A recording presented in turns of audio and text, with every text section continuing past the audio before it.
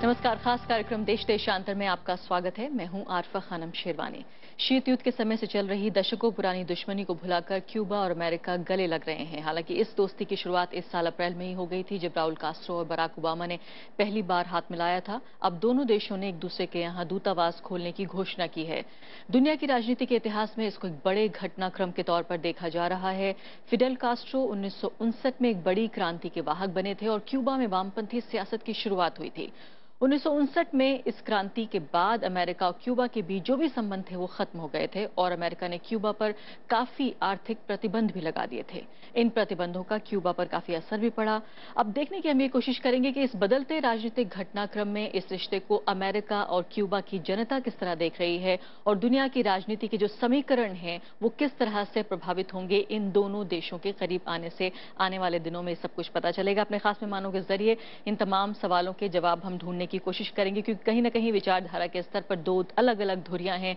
Cuba और America किस तरह से साथ आने पर हालात बदलेंगे। मेरे साथ भास्कर बालाकृष्णन हैं, राजदूत रह चुके हैं कई देशों में और क्यूबा में भी रह चुके हैं राजदूत। और दूसरी खास मेहमान मेरे साथ मीरा शंकर हैं, जो कि अमेरिका में पोस्टेड रह चुकी हैं एक राजदूत की हैसियत से। तीसरे खास मेहमान मेरे साथ प्रोफेसर चिंतामणि महापात्रा हैं, चेयरमैन हैं centre for Canadian US and Latin American studies JNU के, और वरिष्ठ पत्रकार सिद्धार्थ वदराजन भी मेरे साथ मौजूद हैं।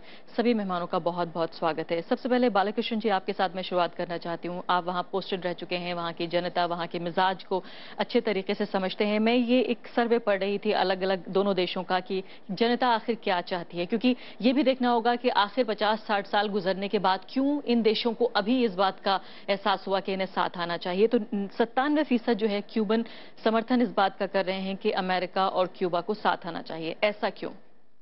ये तो क्यूबा से काफ़ी लोग अमेरिका में रहे हैं। जो क्यूबन एग्जाइल्स हैं, वो जो ओल्डर जनरेशन है वो अभी भी खिलाफ है, क्यूबन गवर्नमेंट के खिलाफ है। लेकिन जो यंगर जनरेशन है क्यूबन अमेरिकन्स, वो चाहते हैं कि रिलेशनशिप नॉर्मलाइज हो जाए। जहाँ तक क्यूबा में है, वहाँ तो लोग तो बहुत ही उम्मीद रखते हैं कि रिलेशंस नॉर्मलाइज हो जाए, ताकि वो आसानी से अपने जो फैमिली मेम्बर्स हैं उनके साथ मिले, उनके फैमिली आ जाएं क्यूबा में और सामान भेज सके, पैसे भेज सके। ये सब उनकी उम्मीद है कि ये सब नॉर्मलाइज होने के बाद ये सब आसान हो जाएगा। और ये जो जहाँ तक क्यूबन गवर्नमेंट का सवाल है, वो तो पिछले 10-20 साल से लगातार कोशिश कर रहे हैं कि जो यूएस की पॉलिसी है एम्बार्गो, वो कहते हैं ब्लॉकेड है, सिंपली एम्बार्गो नहीं है, ब्लॉकेड है। उसके खिलाफ यूएन में रेजोल्यूशंस हर साल पास होते हैं और बहुत ज़्यादा मेजॉरिटी से पास होते हैं कि ब्लॉकेड को एलिमिनेट करो। तो क्यूबन गवर्नमेंट के हिसाब से ये भी अच्छा एक स्टेप है। हालांकि बहुत से और मुद्दे भी है, जैसे जो क्यूबन गवर्नमेंट कह रहे हैं कि कॉम्पनसेशन हमें चाहिए, क्योंकि ब्लॉकेड के जो लॉसेस हुए हमें उसका भी कॉम्पनसेशन चाहिए। और वो इस बात पे बहुत ही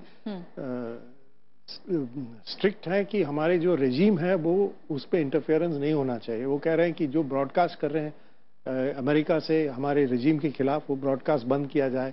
ये सब मुद्दे अभी भी है। जी हाँ। मीरा शंकर जी, ये बताइए कि बराक ओबामा बड़ी अच्छी भाषण देने के लिए वो जाने जाते हैं और इस बार भी उन्होंने जो कहा है वो भी शायद बहुत दिलचस्प है। उन्होंने कहा कि ये बड़े ही फख्र की बात है, बड़ा गर्व है उन्हें कि वहाँ क्यूबा में जो है फिर से हमारी एम्बेसी पे अमेरिकी झंडा लहराया जाएगा। वो सब तो ठीक है, लेकिन ये भी कहा जा रहा है कि जो सेक्रेटरी ऑफ स्टेट हैं जॉन कैरी, वो जाएंगे और 70 साल बाद एक सेक्रेटरी ऑफ स्टेट हैं जो कि अमेरिका से जाएंगे वहाँ। लेकिन क्या अमेरिका में ऐसा घटा है, अमेरिका की राजनीति में, जिसको आपको लगता है कि ये नजदीकियां बढ़ी हैं? एक तो ये है कि बराक ओबामा का ये पर्सनल इनिशिएटिव भी है। वो चाहते हैं कि लेगेसी में इसको ठीक करें, और उन्होंने कहा है कि यूएस और क्यूबा अतीत के गुलाम नहीं हैं। दूसरा ये भी कहा कि ये ठोस मतभेद भी हैं दोनों देशों के बीच, पर वो इसमें भी सहमत हैं कि आगे बढ़ना चाहिए, रिश्तों को एकदम से फ्रीज नहीं करना चाहिए जैसे कि रहे हैं। लेकिन क्या ये अचानक का हृदय परिवर्तन है? ये नहीं, ऐसा भी है। कई सालों से क्यूबा का जो आइसोलेशन यूएस चाह रहा था लैटिन अमेरिका में, वो तो टूट ही गया था, क्योंकि क्यूबा को सभी देश वहां मानते हैं और जो अमेरिकाज की मीटिंग होती थी, समिट्स होती थी, उसमें यूएस ही एक तरीके से आइसोलेट हो गया था। आप ये भी देखिए, लैटिन अमेरिका में कई देशों में वामपंथी सरकार भी आई है, जैसे बोलिविया, इक्वाडोर, वेनेजुएला, और यूएस ने ऐसी नीति नहीं अपनाई है जैसे पहले। आप सोचिए, चिली में उन्होंने कू करवा दिया था। और अब जो है, थोड़ी रियलिज्म है पॉलिसी में, एक्सेप्टेंस ज्यादा है कि जो देश हैं वो अपनी सरकार अपने आप चुनेंगे। ऐसा नहीं कि वो बहुत आसानी से भी गले लग जाते उनसे, पर ऐसा भी नहीं है जो पुरानी नीति थी उनकी कि बिल्कुल ही नहीं उनको मानेंगे या टिकने देंगे, वो तो अब नहीं है। तो एक तरीके से सोचिए, थोड़ा रियलिज्म ज्यादा आया है। और ये भी जान रही है यूएस कि उन देशों की नेशनलिज्म जो है उसको भी एक जगह चाहिए, स्पेस चाहिए। क्योंकि पहले क्यूबा में अगर आप देखें, जब इनकी क्रांति हुई थी, तो ये क्रांतिकारी कम्युनिस्ट नहीं थे, पर नेशनलिस्ट थे और समाजवाद जरूर लगाना चाहते थे।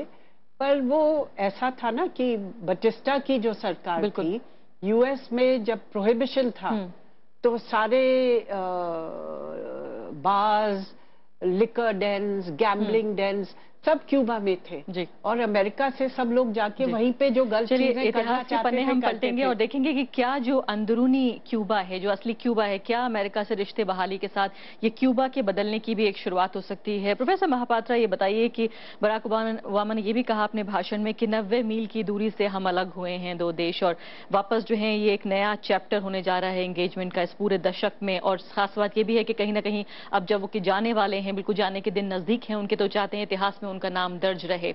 लेकिन इस सब के अलावा जिस तरह से जिक्र हो रहा है कि जो ट्रेड एम्बार्गो है, जो कारोबारी जो पाबंदियां हैं, उसके लिए तो यूएस कांग्रेस की रजामंदी चाहिए। तो आपको क्या उस तरह के हालात ठीक लग रहे हैं? ऐसा हो पाएगा? पहले तो मैं आपको ये कहना चाहूंगा कि एक हाथ से तो ताली बजती नहीं।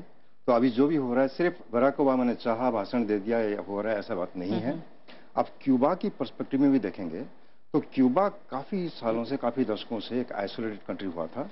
क्यूबा को वेनेजुएला ने काफी एनर्जी सब्सिडी दे रहा था। अभी वेनेजुएला के भी आर्थिक स्थिति इतना बुरा हाल से गुजर रहा है कि क्यूबा को वहीं से कुछ नहीं मिल रहा है। क्यूबा का ग्रोथ रेट काफी कम हो गया है।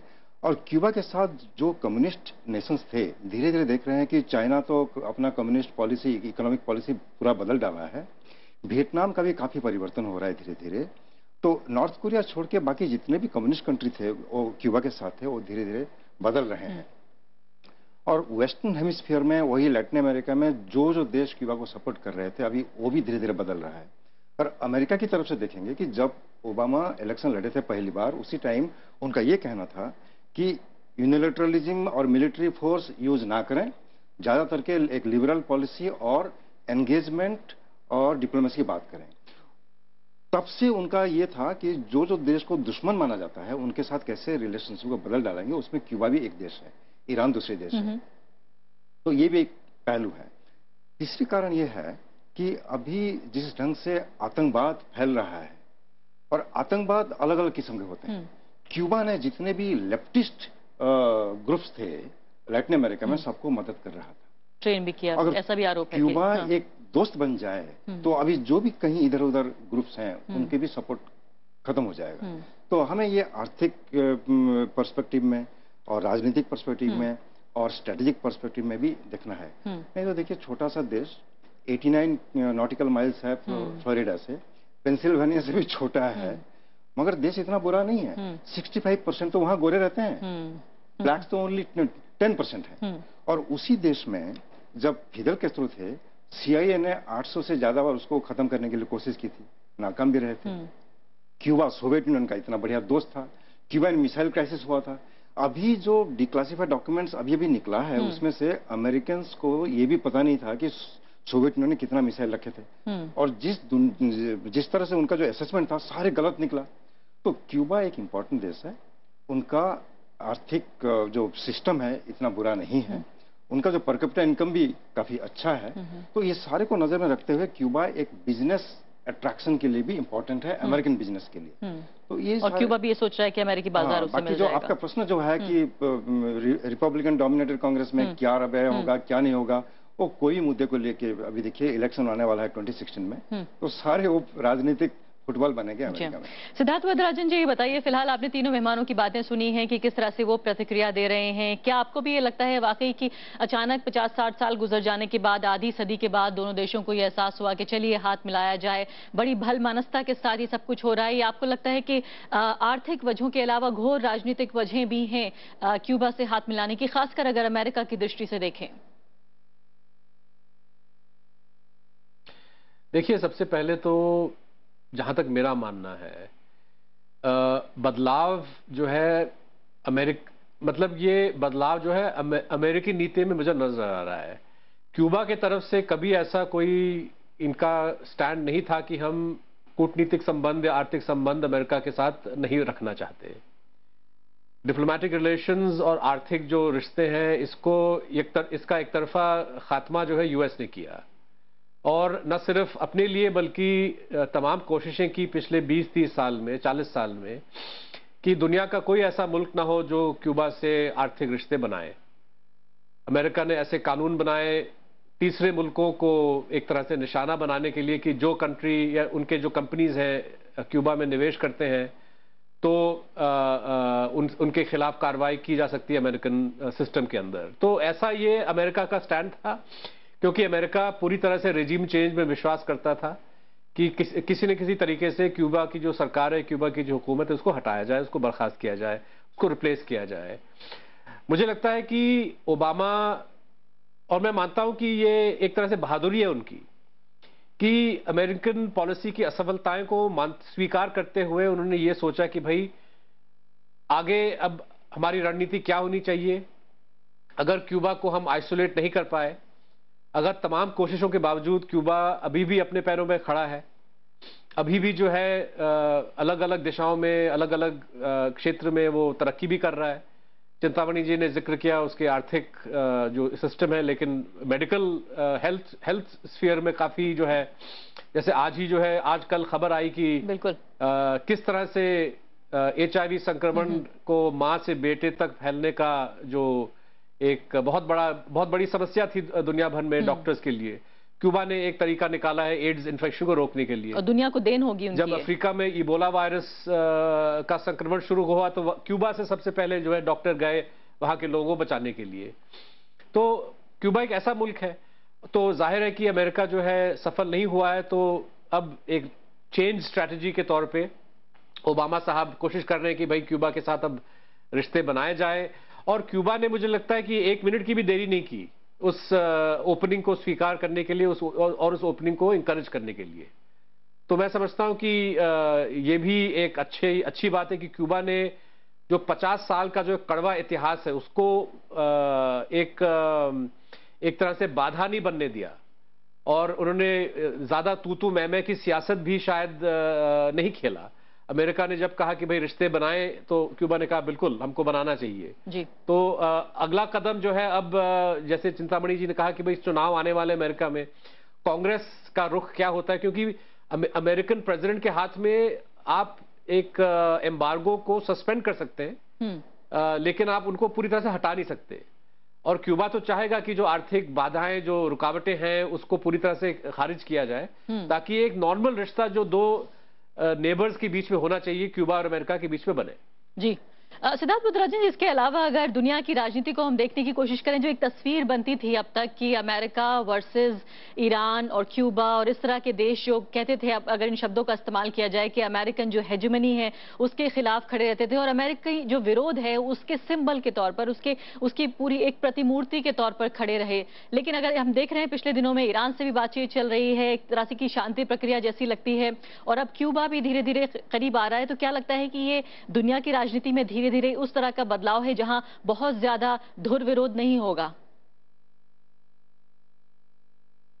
देखिए, हम उम्मीद करते हैं कि अमेरिका ने एक तरह से सबक सीखा है पिछले 25-30 साल के इतिहास से, कि आप जबरदस्ती जो है आप रेजिम चेंज लागू नहीं करा सकते। अगर कोई और मुल्क है जिनके नीतियों के साथ आप अग्री नहीं करते, तो जबरदस्ती जो है आप वहां पे फेरबदल नहीं ला सकते, आप सरकार को नहीं बदल सकते, चाहे वो ईरान हो, चाहे वो सीरिया हो, चाहे वो क्यूबा हो।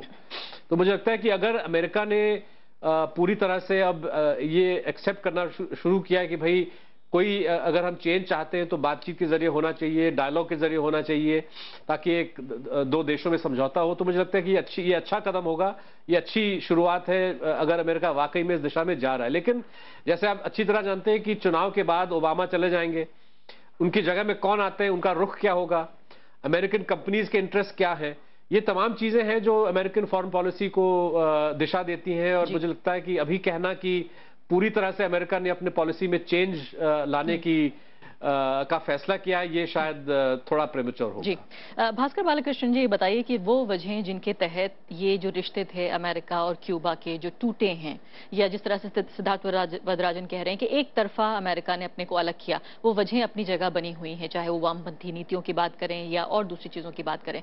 क्या आपको लगता है क्यूबा में उस तरह का कोई बदलाव है जिससे अमेरिकी जनता को वापस जाकर बराक ओबामा ये कन्विंस कर सकें कि हमने इस वजह से हम अब नजदीक आ रहे हैं? जहाँ तक क्यूबा का सवाल है, ये जो एक मुद्दा रहेगा जो मानव अधिकार का, तो क्यूबन गवर्नमेंट की जो पॉलिसी है वो चेंज नहीं होगी इससे। और ओबामा ने खुद कल कहा कि वो एंगेजमेंट के जरिए ज़्यादा रिजल्ट अचीव कर सकते हैं। क्यूबन जो आम आदमी है उनके साथ ज़्यादा कॉन्टैक्ट्स के जरिए कुछ कोशिश ज़्यादा इफेक्टिव होगी।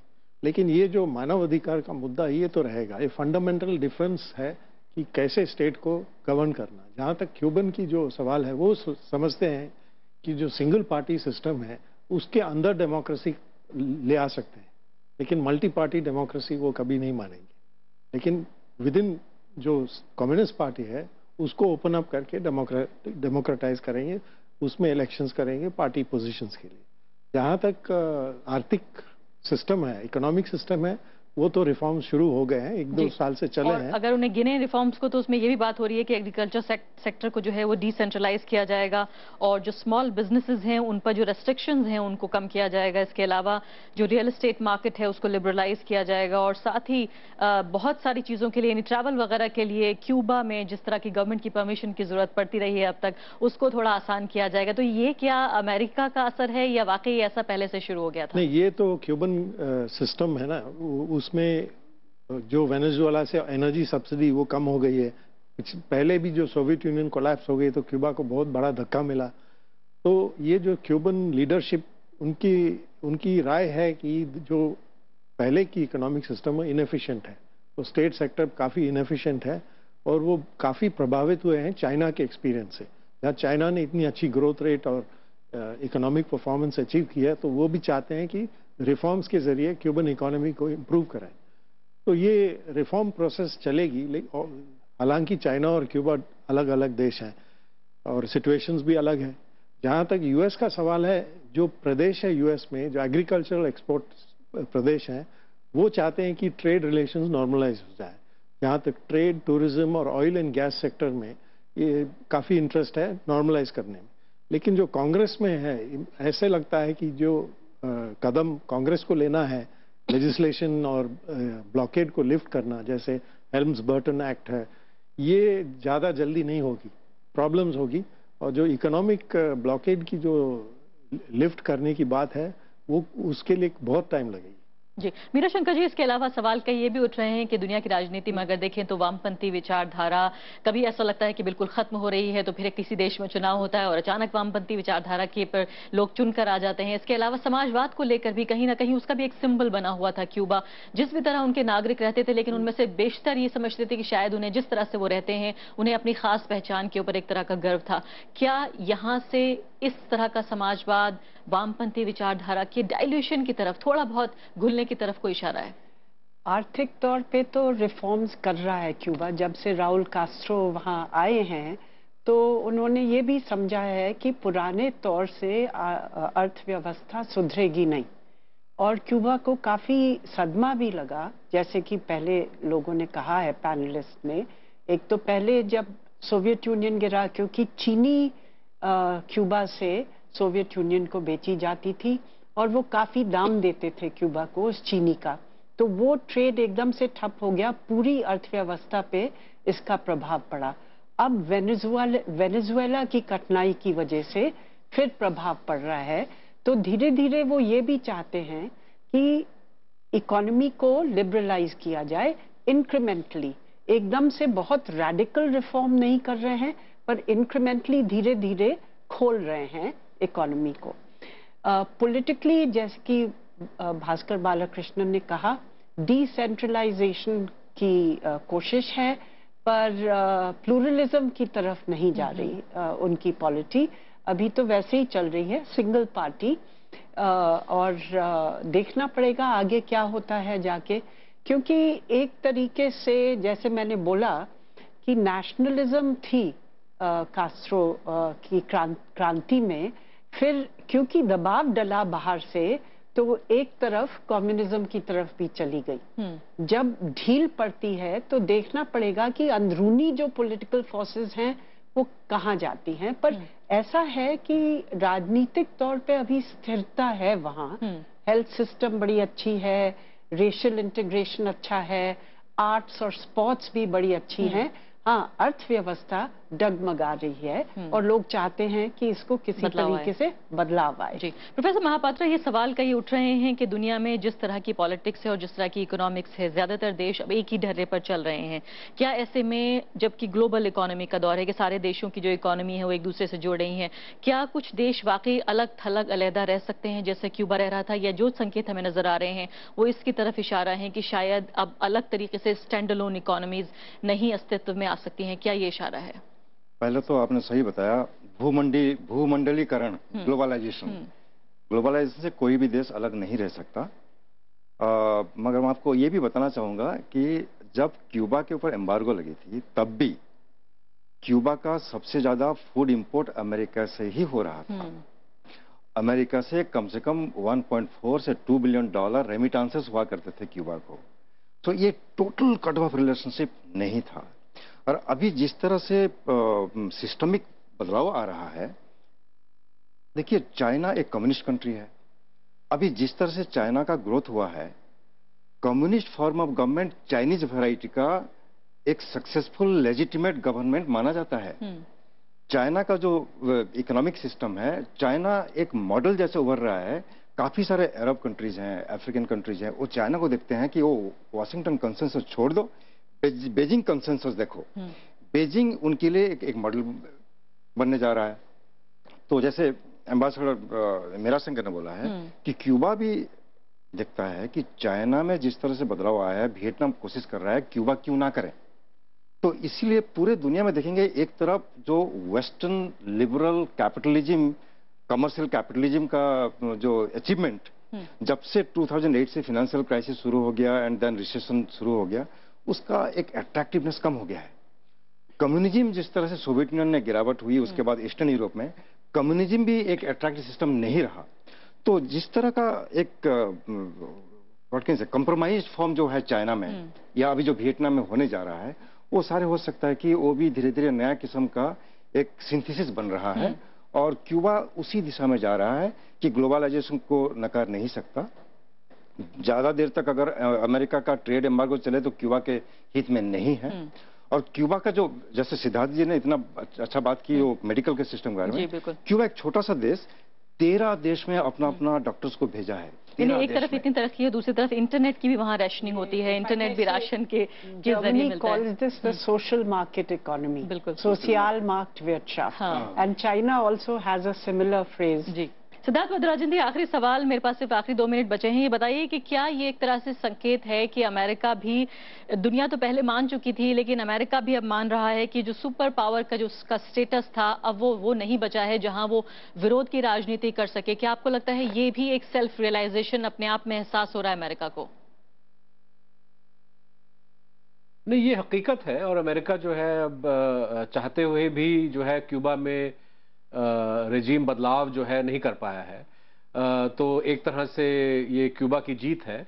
लेकिन साथ साथ मैं ये भी कहना चाहूंगा कि अब क्यूबा के आगे अब बहुत बड़ी चुनौती ये होगी कि भाई जब अमेरिका के साथ एक ओपन रिश्ता दोबारा कायम होगा और जब लोगों को आना जाना होगा, तो ये भी एक तरह से आपके सियासी जो आपकी जो पॉलिटिकल सिस्टम है इस पे दबाव डालेगा। और इसको आप किस तरह से हैंडल करते हो, क्या आप इस बात के आप में काबिलियत है अपने सिस्टम को ज़्यादा लचक लाने के लिए, फ्लेक्सिबिलिटी लाने के लिए, या आप एक पुराने सिस्टम में अड़े रहेंगे जिसमें नौजवान जो है जो आप उनको पूरी तरह से इंटरनेट यूज़ नहीं करने देते, तरह तरह की रिस्ट्रिक्शंस भी होती हैं। तो मुझे लगता है कि आज ग्लोबलाइजेशन का जो दौर है, बहुत सारी बुरी चीज़ें हैं जिनको रोका जा सकता है, ख़ासतौर पे जो आर्थिक जो फाइनेंस कैपिटल का जो दबाव है वो क्यूबा उसको रोके, और ये अच्छा रहेगा क्यूबा के लिए। लेकिन जो एक पॉलिटिकल कल्चर है, एक ओपननेस जो होना चाहिए किसी भी एक आधुनिक या मॉडर्न सोसाइटी में, उसको अपनाना क्यूबा के लिए बहुत ज़रूरी है। और क्यूबा उसको किस तरह से अपना लेता है, साथ साथ अपने पॉलिटिकल जो प्रिंसिपल्स हैं उसको बरकरार रखते हुए, ये मुझे लगता है कि क्यूबा की लीडरशिप की सबसे बड़ी चुनौती होगी आने वाले दिनों में। बहुत महत्वपूर्ण बात आपने कही कि कैसे अपनी यूनिक जो पहचान है उसको बचा के रखते हुए अपने नागरिकों की बेहतरी के लिए अगर अमेरिका के नजदीक जा रहा है क्यूबा, तो शायद इस बात का स्वागत किया जाना चाहिए। अमेरिका की भी अपनी राजनीतिक मजबूरियां जरूर हैं, लेकिन उम्मीद की जा सकती है कि दोनों देशों के नागरिकों के लिए कम से कम ये फैसला बेहतर होगा। हालांकि अभी कई चुनौतियां बाकी हैं और ये देखना भी बाकी है कि आने वाले सालों में या आने वाले दिनों में किस तरह से ये पूरी घटनाक्रम जो है वो आगे बढ़ता है। इसी के साथ अभी के लिए इतना ही। सभी मेहमानों का बहुत बहुत शुक्रिया। नमस्कार।